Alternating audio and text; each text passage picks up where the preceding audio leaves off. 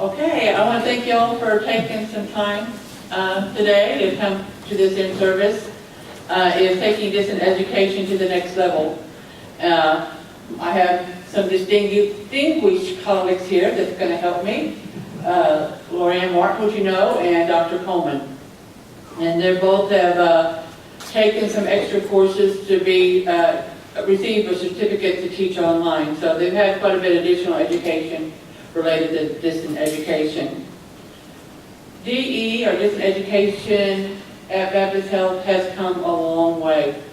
In 2010 is when we initiated the first hybrid course for the RNA, and histotechnology really started going really strong then. I think you had something going before that, prior to 2010, but that's when we started as an organization looking we need to start developing policies related to distant education. And so it wasn't till 2010 that we actually developed the DE policy that was first adopted at Baptist Health. So we've come a long way from back in 2010. We've learned Moodle. We didn't have the opportunity to learn Moodle by somebody coming and teaching us. We learned it by trial and error. So we've come a long way. Technology has improved here at Baptist Health College. So now we have hybrid courses in both the PM program, RNA program. Histotechnology, they have full DE classes. Sleep study. Sleep study was initially in 2010, then they sort of went away, then they're back. So we're glad they're back, as well as medical technology also has hybrid courses. So we've come quite a long way. So the purpose of this in-service, of course, is to meet the requirements for ABHES as an offering offered here at Baptist Health College. But we're going to look at key things about providing information, how we can make sure we're providing our students, our learners, with clear expectations, instructions, and training, as well as creating a sense of community. And that's really important for our students, that sometimes in distant education, students start to feel like they're not connected. So it's our part as instructors to make sure we're creating an environment in which they feel connected to the classroom. And also we're going to emphasize the importance of maintaining consistency. Orientation is very, very important when it comes to setting clear expectations for our learners. There are two different types of orientation. There's a level 1 orientation, and Shane is getting ready, is spearheading a subcommittee to develop this for our school. You know, this is not course specific or program specific. This is what we can help our learners here at Baptist Health College. The purpose of a level 1 orientation is just to help the students access the learning management system, how to navigate through the learning management system, maybe how to upload documents, also review different policies related to distant education, such as plagiarism, inadequate communication. Also, expectations of participation. You know, that's important. And we're going to talk a little bit more about expectations for participation. Also, we're in the process of developing an online readiness assessment or self-assessment for the student to take. This is something that ABHES is pushing us to do, but this is what best practice is having an online readiness assessment. You might want to think, well, why didn't they need an online readiness assessment? Because I only offer my course as a hybrid or DE. But the purpose of an online readiness assessment is to help the student to learn what are their weaknesses, what do they need to work with before they actually start the course. So this is something, and then we as instructors and as an organization can help the student develop better skills to be, to satisfactorily progress through the distant education courses they're taking. And we're also going to be, this type of level 1 orientation is going to start giving some tips on how to be a successful learner, as well as different resources that are available to them as a learner. And this will all take place hopefully before they actually get involved in our courses. I mean, many of you know that you take an online course and you're so bogged down the first week trying to figure out the technology that you lose sight of the content that you're supposed to be studying. Hopefully this will allow the students to get a good running start in the course. Level 2 orientation, this is course specific. This is program specific, but especially the courses. It's very, very important that we have a very specific orientation to the course on the first day the course starts. This is a good time to start introductions with the faculty and the students as well, to try to sort of personalize who's in this class, who's my teacher, what is she like. Course expectations need to be clearly defined and requirements, and this is important. There are certain course expectations. In order to progress, you're going to have to meet these expectations. And it's very important that we emphasize the importance that these here rules and policies are going to be followed to ensure that everybody's treated fairly. We need to follow policies consistently. We're going to review the syllabi and the course guidelines as well as any lesson plan, so the students have a full understanding of what it takes to be successful in this course. We're going to show them the gradebook. They need to know how to access the gradebook. Right now, we have Moodle has a gradebook and we can put comments in it. When we go to Ginzabar, that's where all the grades be going, even for the courses that are not hybrid or blended or distant ed. So make sure they know where the gradebook is. Make sure they know where to look for feedback. That's important. Students need to know where to look for feedback. Also, they need to know where to ask questions. In an online course, it's good to have a question section where the students can ask questions. And to encourage your students to use this section to ask questions. Some students are hesitant to ask questions where everybody can see them. But remind them that if they have that question, probably several other their peers also have that question. So it's important that you encourage them to use the forum to ask questions. Of course, they have the private emails if they have personal issues or private things they need to talk to you. Enforce the academic honesty policy. Okay. And especially with the online environment, we also question, are they really doing the work, not doing the work? So really enforce that. Also, tell them consequences if they're caught not complying with academic policy. And tell them not to be taking pictures of their quizzes, not to be taking pictures of the forum discussions, but to make sure they're doing their own work. Participation requirements, we're going to go through this in a little bit in just a couple slides, but it's important they know what is required of them and about participation. Faculty contact information is important. They need a couple of sources of how to contact the instructor.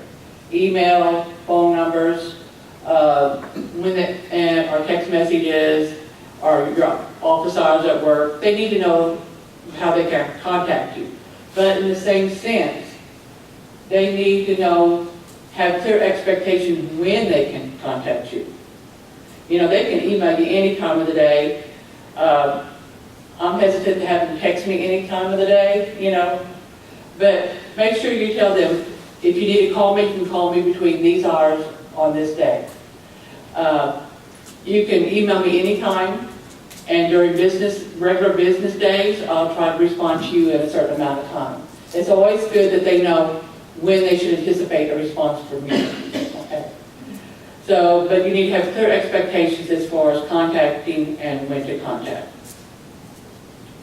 So we touched about feedback expectations. They need to know when they should expect a response back from you. And then an announcement section. Students, there's things that happen in the course of any course in which maybe there's a change or scheduling change or anything they need to be reminded of, an exam coming up, or any type of announcement you feel that the students need. There needs to be a section like this in the LMS. Any feedback from the panel? I just want to add to what Dr. Jarrett said regarding the feedback expectations. It helps us as faculty as well to set those parameters so that we don't feel like, oh, I got to respond to the student right now. I've got to respond. The student is responding, is asking me questions. I've got to respond. And it's always a running tally of students that are asking you questions, and it makes you feel like you can't get anything done because you're always getting interrupted with all these questions. When we set those clear parameters of, I will respond in X amount of time, I will respond on these days, or you can expect to hear from me within this period of time, then that helps us manage our time as well as the students managing their own time. And we've all been teaching in DE for a while and know that students, they're up all night and they're interacting, they're asking questions, and when you look at the timestamps, it's all around the clock. It's any time of the day. So it just helps to set the parameters for them, and then that also gives us a little bit of freedom to not feel like, I gotta do this right this second. I was going to add also, as far as feedback expectations, like with grading, when you give them a certain day, say, I'll try to have grades up within 3 days, but every now and then, we know things happen. We're not able to meet that deadline for some reason. So even just a courtesy email to say, I know that you're waiting on your grades, but this has come up and I will get this within the next 24 hours. So some kind of communication to let them know why you're, not meeting a certain deadline. And then as far as feedback goes, even bad feedback is better than no feedback after a certain point. So even bad feedback, any feedback basically decreases that student anxiety about the boards. Okay, thank you. And part of having clear expectations for the students, they need clear discussion rubrics, they need clear guidelines for different assignments. So it's very, very important that we do this.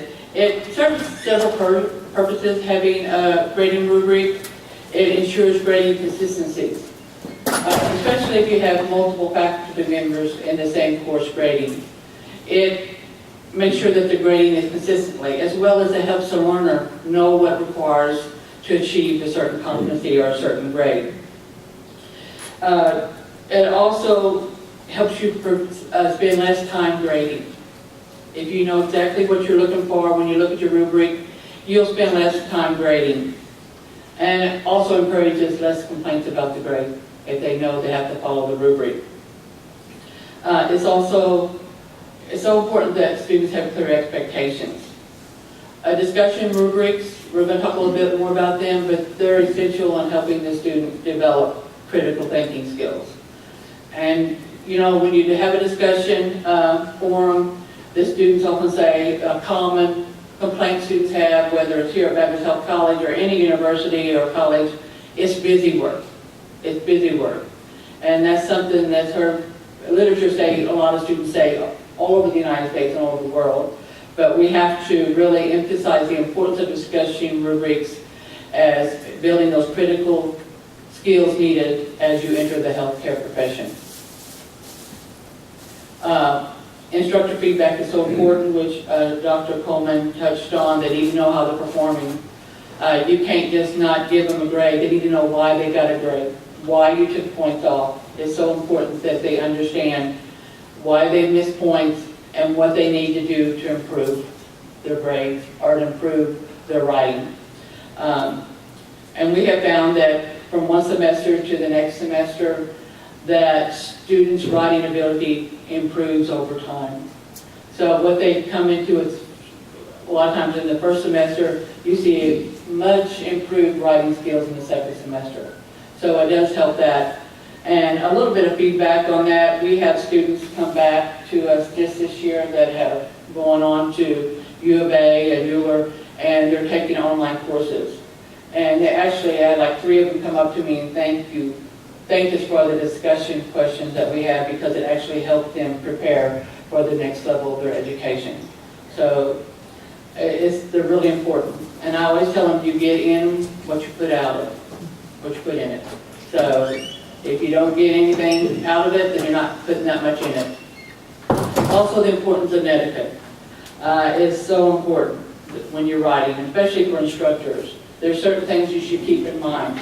If you put all caps, that some people think you're yelling at them. That's usually a sign that you're being yelled at. They need to be reminded to respect everyone and respect other people's comments.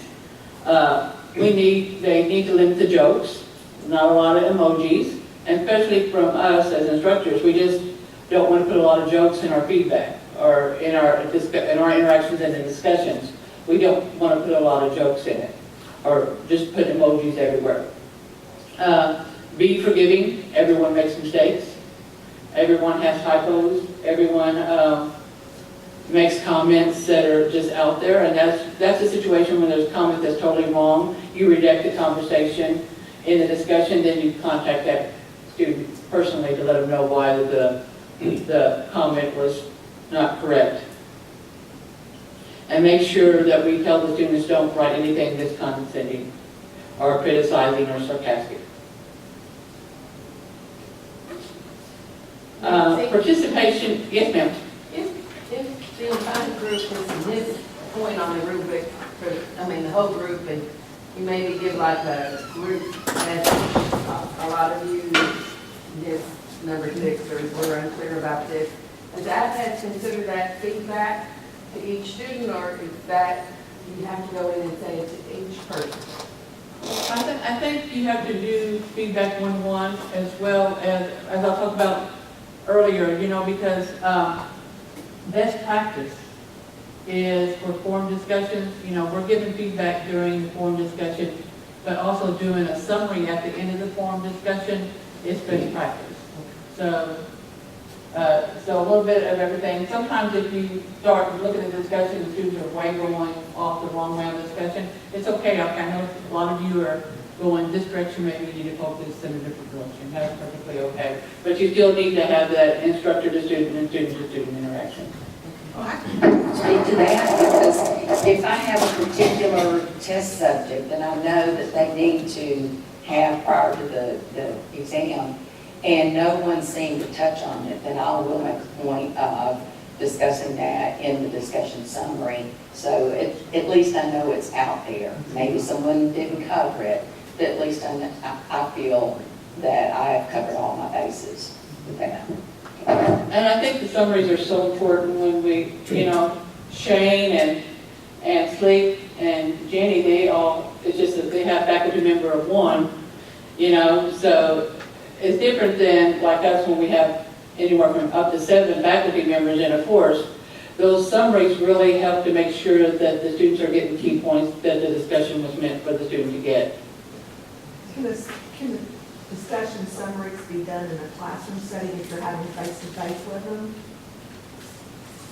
Like I do face-to-face at the end, before the test, and I go over all of the discussions at that time to make sure everybody got all the points. And that's great, and because that's a face-to-face interaction. But when you're doing your lesson plan just for predators and something, predators, when they come to look, your lesson plan said face-to-face discussion, the discussion summaries.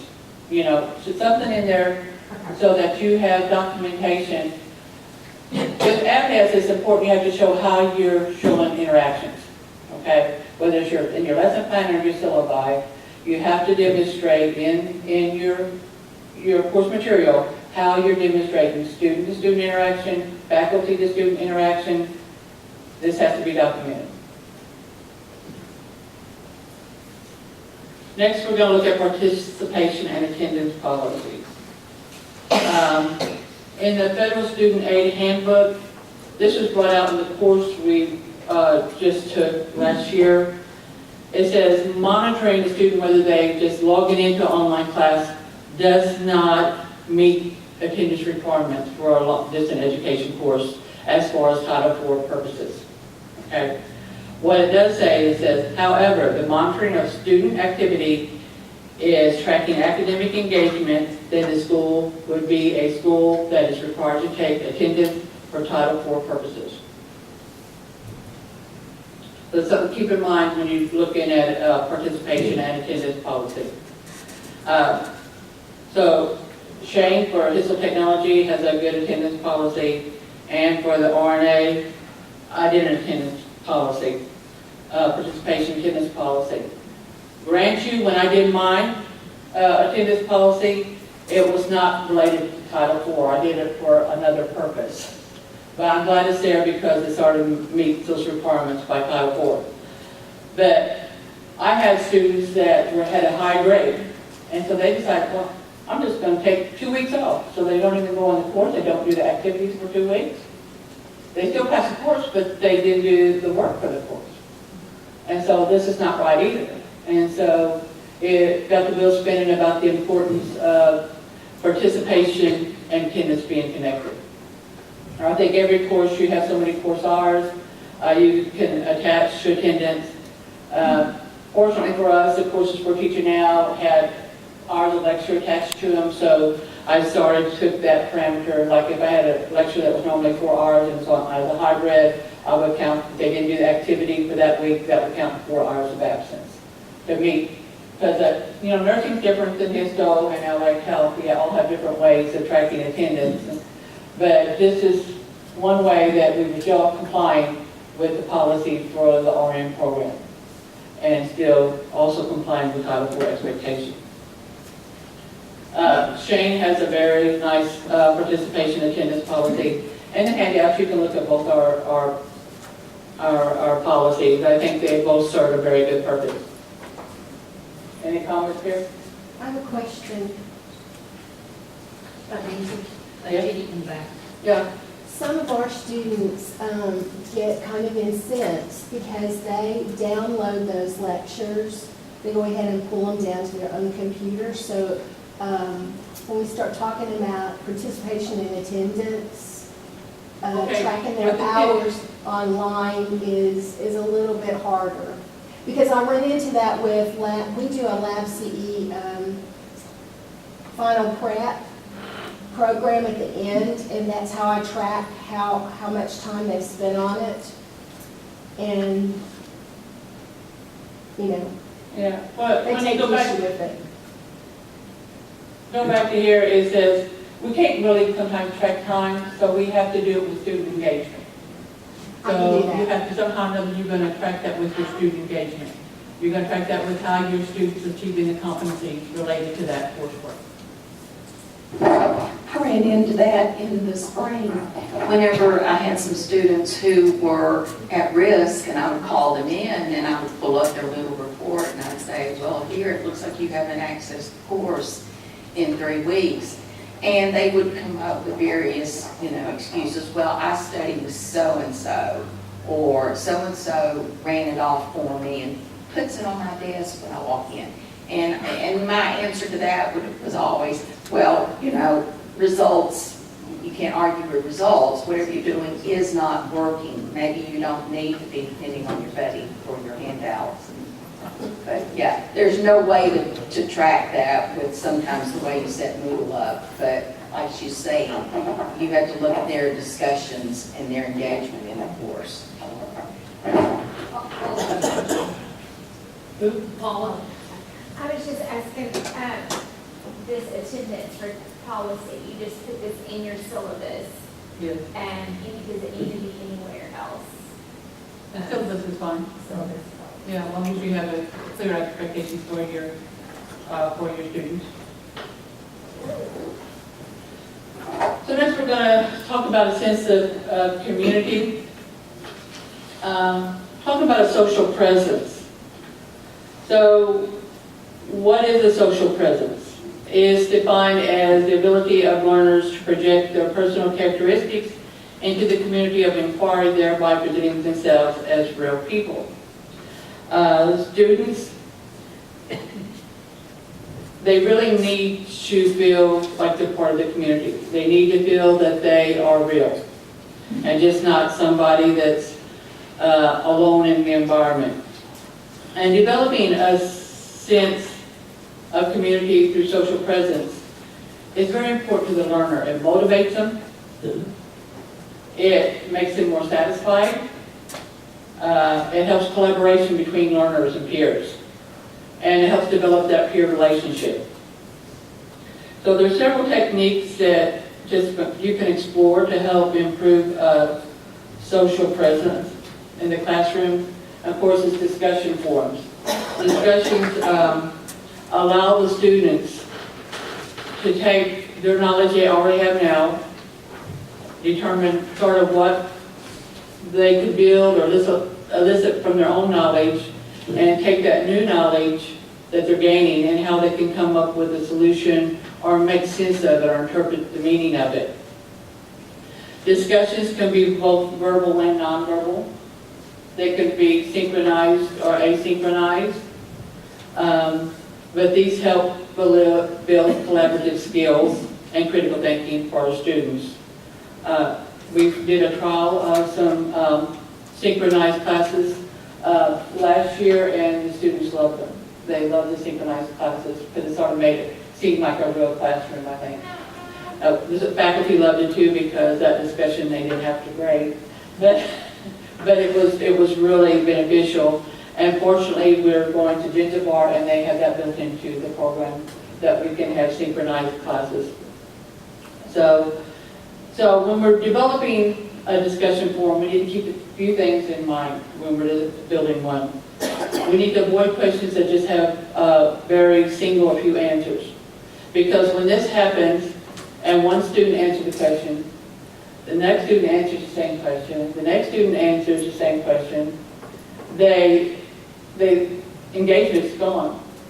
They feel, why am I doing this? So we need to make sure that our discussion questions are set up more in open-ended type questions in which there's really no right or wrong answer to the question, but they're able to take the knowledge and maybe take it more into critically think through that knowledge and address it in the form of application or evaluation. So they're taking this knowledge and they're able to also take some personal experience along with it and bring that with the new knowledge to really evaluate a situation or apply a situation. Very good example of a discussion question like this is when we had mental health. You want to talk about your personality development discussion because it's really an excellent example of this. Well,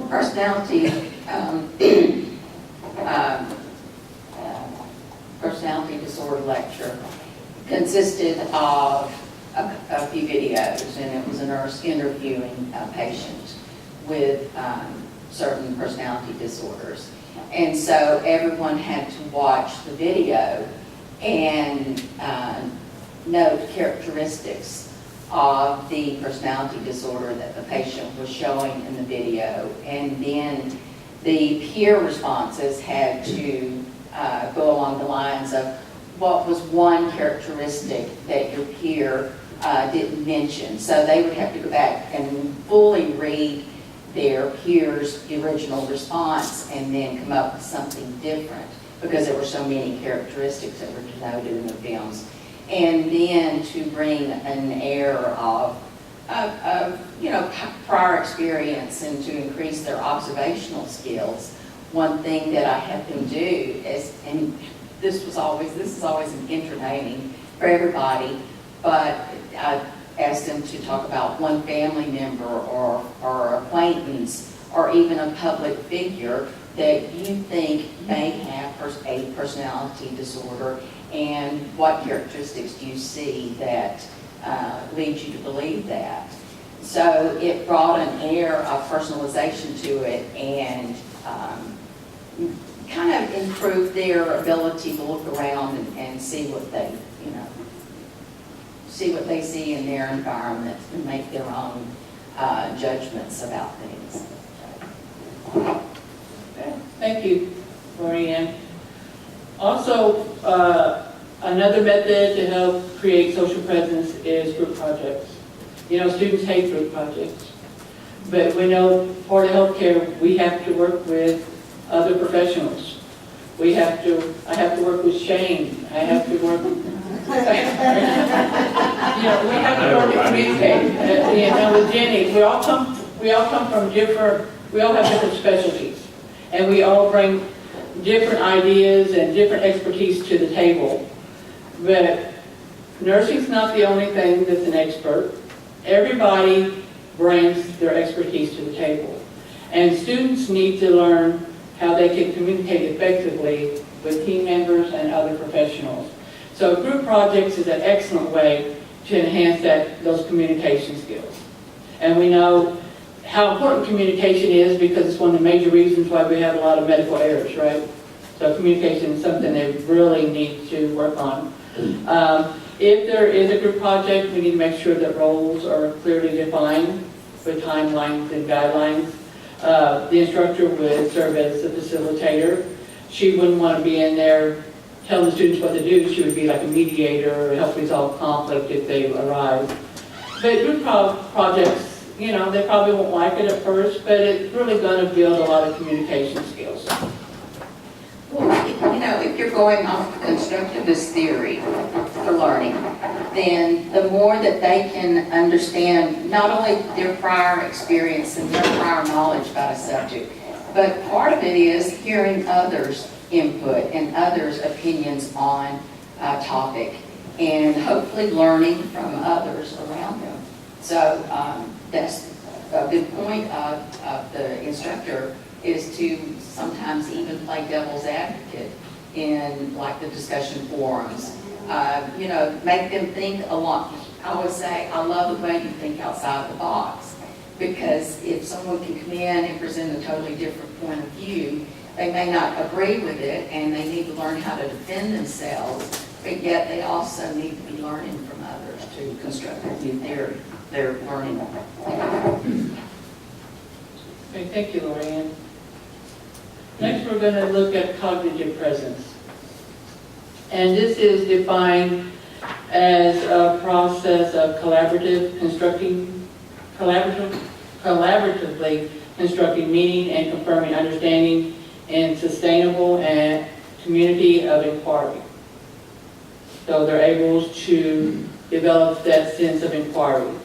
It helps keep the student on track, and inquiry evolves. So the more they are learning, the more they're wanting to learn, the more they are inquiring. So there's different methods to create this cognitive presence. There's several different learning activities or strategies that can help do this. Reflection, critical thinking, problem-based learning, and debate. Critical thinking activities, an example of that would be including research type activities, and maybe having them do some research, doing some discussion about different evidence. Might be an example of a research analysis worksheet. I'm sure you've all heard about anecdotal bibliographies. Well, I think an analysis worksheet would be take it to the next level of a student, helping them to want to know something more about the subject matter or the concepts, and be able to go to the research and find it. And I think part of education is for us, especially in healthcare, is to bring the evidence back into the classroom. And that just inspires the students to start looking, what's best practice? What are other places doing? Is that better than what we're seeing happening here? So like with education and anywhere in healthcare, we're always looking at the best evidence. And this is part of critical thinking. I think we have this year we initiated a new critical thinking type activity, in which we have the students, when they go to clinical settings, they're looking at all these students with these bizarre behaviors and disorders, and I made them, in clinical, go home and pull up a research article related to that disease. And then we're going to talk about it in our conference, because they need to know everything's not in the textbook. They have to know what's in the textbook and be able to think outside that box and bring evidence in. So that's a good way to bring cognitive presence. Reflection is also having the students reflect. They might want to reflect on where they've been, where they're at, and what they need to learn. So throughout the course, you can have the students do different activities that are reflecting where they are in the program. Any comments on this from the panel? I was just thinking, kind of going back to a previous slide when you were talking about academic honesty. Well, the more type active learning strategies where they can improve points, and with using different types of evaluative tools, if we just have quiz one week after another, then face it, there's going to be a certain amount of dishonesty that's possible. But if you have different type of activities each week, then the student who makes 100 on every quiz, but yet can't seem to make a passing grade on like a discussion forum or a problem-based case study, then that kind of lets you know where they're actually falling as far as their knowledge requirement. Thank you, Laurie. So also, what you just touched on is problem-based learning is an excellent way to instill cognitive presence. Have the student have a problem. Identify a situation like Orianne done in her discussions and help them to look at the situation, analyze it. What is the solution? What we need to know about it? What we need to do about the solution? And how we're going to resolve it. So I think anybody in healthcare, no matter what kind of courses you're teaching, there's always some kind of problem. There's always something that needs to be evaluated. So this is a good way to get that student critically thinking, here's a problem. What's causing this problem? What are we going to do about it? So that's developing that critical thinking for cognitive presence. Debate. I've never had a debate in an online classroom. I think it's something I'd like to try. I think it'd be very interesting. But it's a good way to develop that cognitive presence, to see students' opinion from and what they bring to the table as far as knowledge into the debate, and having what does the evidence show to support what they think and what does the evidence support that the other team shows. I think it'd be a great way to cause that interaction with the students and create that cognitive presence. Instructor presence. It's very important to have instructor presence. Faculty engagement impacts the students' sense of satisfaction, their interaction, and cognitive presence. So instructors have to be present. They need to be personable. They need to be real. And when we talked about making yourself real, I often thought about, several years ago, I went to a conference, and it was Jan Buckman. He says, when you're recording and doing videos is an excellent way to make yourself seem real. He said, don't be perfect. Don't be perfect. Don't try to say every word perfect. When you're talking with people, you stutter, I probably got the world's record for the amount of uhs in a sentence. But don't be perfect, because that makes you not seem so real. So you don't have to be perfect when you're doing your recording. So that sort of personalizes you. They get to know you. So that helps the instructor present. And it's so important that the instructors in the classroom, it develops a sense of community within the students and makes them want to know more. It helps that student feel connected. Students don't need to feel isolated. Fortunately, for us, hybrid students, they see us, but even though they see us maybe once a week or twice a week, I still have them come up to me if I'm not from the classroom mention, you haven't been here. You haven't been, I just had one last week. Yes, I've been here every day, but because I wasn't actually in the classroom, they thought I wasn't here on campus. So try to do announcements, try to get into the classroom once in a while. When they have an exam, get in there, applaud them on how the class did, or if they need some information. But just make sure you keep your presence known in the classroom. Well, even on like the discussion boards, it doesn't hurt to just kind of go in there irregularly. Say you suddenly read something that someone wrote that was really an outstanding comment. Well, no, the discussion board hasn't closed yet, but it never hurts to let them know, oh, she's kind of sort of looking over our shoulder, even when we're not expecting it.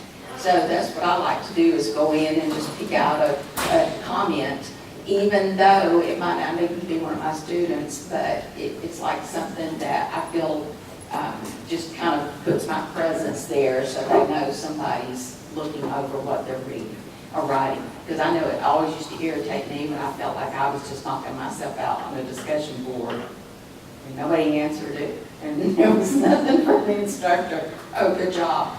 Really? I spent 2 hours on that. Also, instructor presence can be done with such activities as a warm welcome video. Maybe using that video before the class even starts, or you put it in the classroom, so the students get to know who you are, what you're about. Let them know a little bit about yourself, what you're comfortable. Tell them about your educational background. Tell them about your experience. Any personal information you can always share with them. Of course, I always add, I love my grandchildren and I love the Razorback. So, you know, so what information you can like sharing to personalize you just a little bit. Especially in the first course they're in, a student introduction form. So students can share about themselves. And you can always comment back on, you know, great, I'm glad you come back to school, or I like your goals, but that starts that interaction between peers as well as the instructor and student. As I said before, synchronized classes are a great way of showing your presence. And also you can even, if you have, you know, a student that's having difficulty and they're like full DE, you could probably do synchronized communication with them that you can record for future purposes if you need it for documentation. You know, let's talk about it. What can I do to help you? You know, so maybe just hearing your voice will help. You can do that on the phone, or you can do it in a synchronized form that's totally private. But sometimes you have to be able to communicate verbally and maybe through some type of technology besides just writing a message. And the thing that stood out to me that I found interesting was that the more that the student perceives the instructor as being friendly, or more that they feel bonded to the teacher, that the better learning takes place. And it even mentioned things that I never gave a thought to, was the font on your PowerPoints, that there are friendlier considered fonts, some friendlier than others, and that even that can influence the way that the student views you. I wanted to add to the whole instructor presence as well and say that aspect of trying to be friendly and create a warm environment. I think when you're responding to students, if you will use their names, that will make them feel connected to you and engendered towards you. People like hearing their names when you're talking to them in person. I think students like reading their names. I like that when I'm responding or corresponding with someone through email or in electronic or written form and they use my name. That makes me feel valued. So I try to do that with my students in the discussion posts. I try to use their name every time. And even if I have to make corrective responses to them, if I have to say, well, you're not really on track here, how about if you thought about it this way? I always try to end the paragraph that I'm writing with an affirming sentence. So the last thing they read is somewhat affirming. Not just you're doing a great job, but saying something specific about, I like the way you did this. Something to affirm them. Yeah, and sometimes when you're giving feedback, okay, I really like how you explained this topic and how the balance is, or the checks and balances of the particular topic. So they actually know you read what they wrote. And then you did a really great job of this, but for improvement, you might want to consider what the literature says on this particular subject matter. So that's you're giving them, you're telling them what they did good, you're also telling them how they can do better. Yes? What are the friendly fonts? Oh, it was Ariel and Garamond.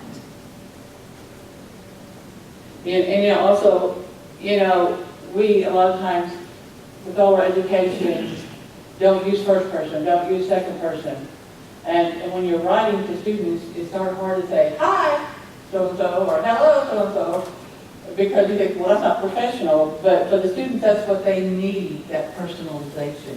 And you did great. I really like what you did. So that's the only time you can probably use those first and second persons, and it's actually going to make the student feel more welcomed and that they're part of the conversation.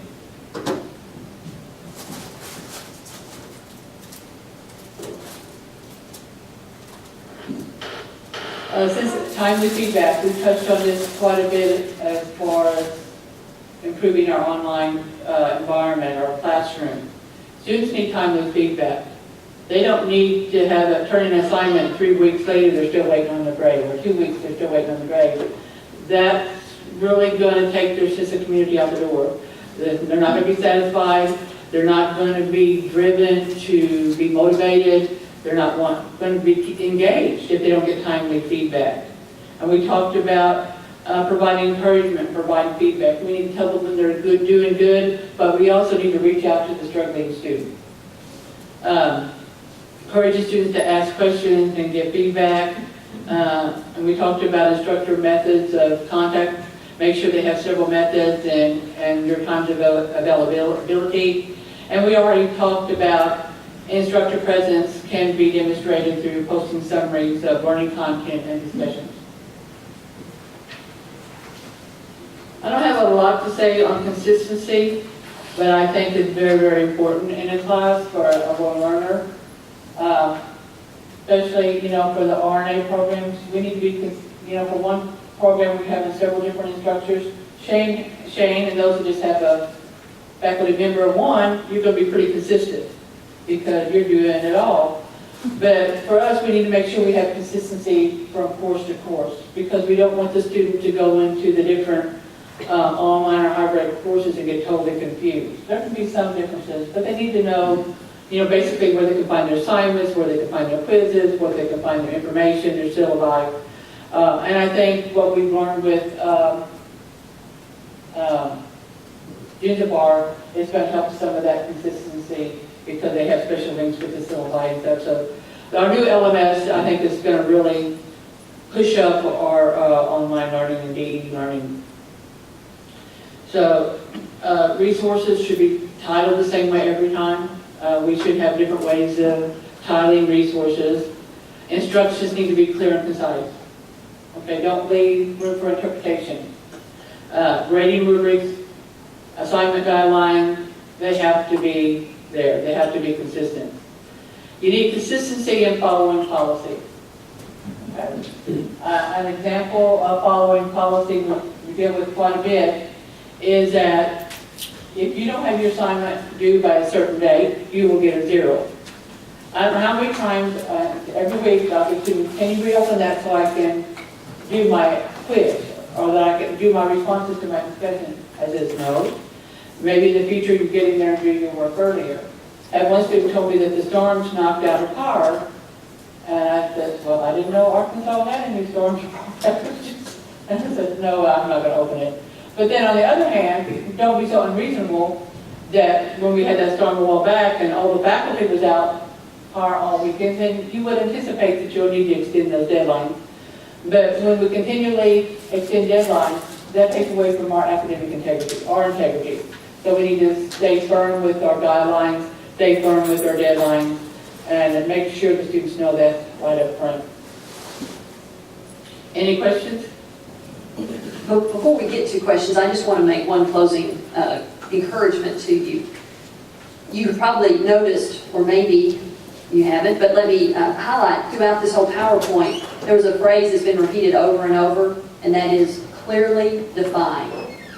So even under the idea of being consistent, when we clearly define the expectations, when we clearly define when we're available, when we clearly define what is required on a paper or a discussion post, when we clearly define what the policy is, when we clearly define all that stuff in writing on the website, the LMS, that guides the students.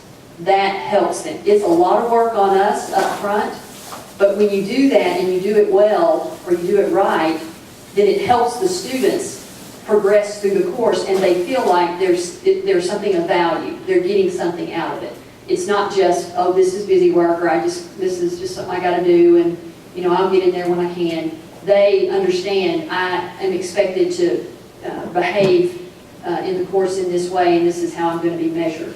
So if there's one thing you can do differently to get started in your next online course, I would encourage you to go back and look at how you're communicating all the instructions and make sure that they're clearly defined.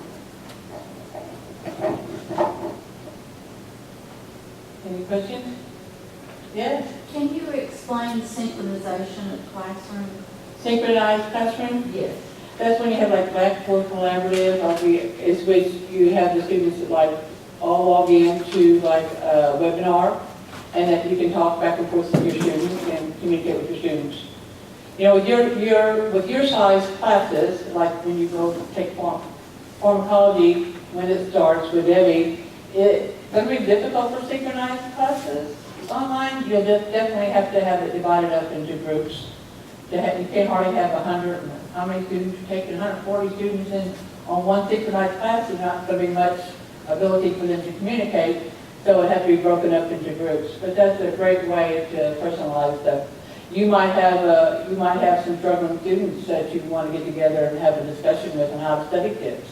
That would be an example of providing feedback to your students and giving them instruction on how to improve their performance. So you can do that through a synchronized classroom too. You can do it through, of course, for hybrid and DE, that's an excellent way to do it, but you could also probably do it with the face-to-face classes if you have trouble getting all your students together. Let's all call into this webinar tonight, we're going to talk about how we can do better. You know, so it's a good property to have with our LMS. Excellent property. Any questions? Thank you all so much for coming. Appreciate y'all. Thank you for last year. Graduation, I'll take it from you, or from you. You know, didn't sign in, I called to this building today to be able to do this. Can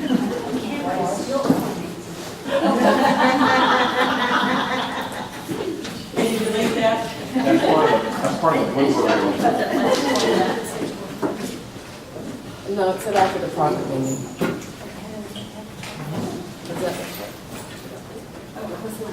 Make your Sign in.